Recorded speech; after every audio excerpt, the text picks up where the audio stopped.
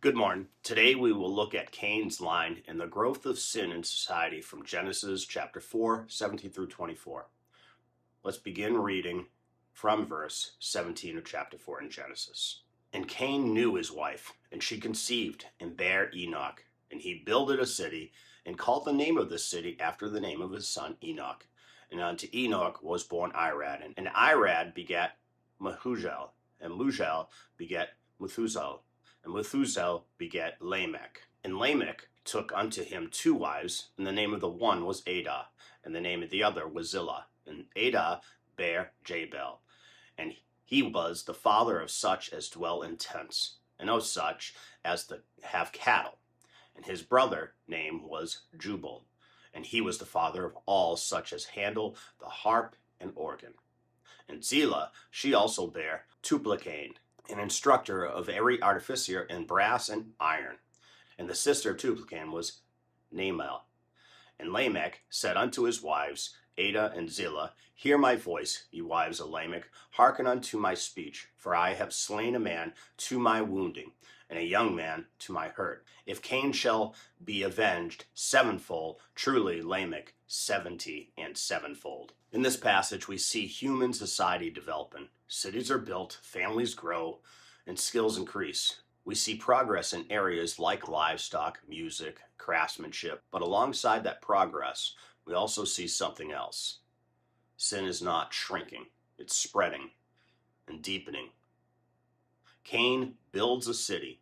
Instead of turning back to God, he builds a life on his own terms.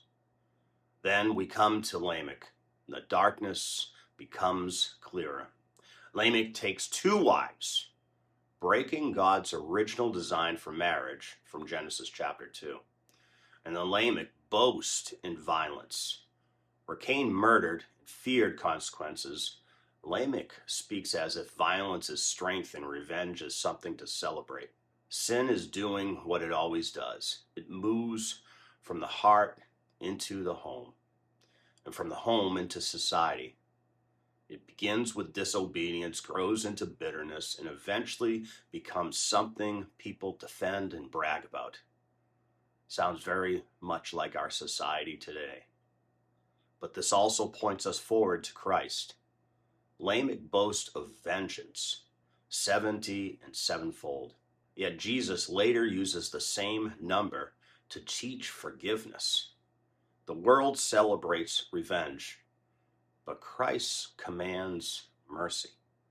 The line of Cain shows what humanity becomes without God, but Christ comes to build a new people, marked not by violence and pride, but by humility and grace. I want you to think about this. Are you being shaped more by the spirit of this world, pride, revenge, and self-rule, or by the Spirit of Christ, humanity, forgiveness, and obedience?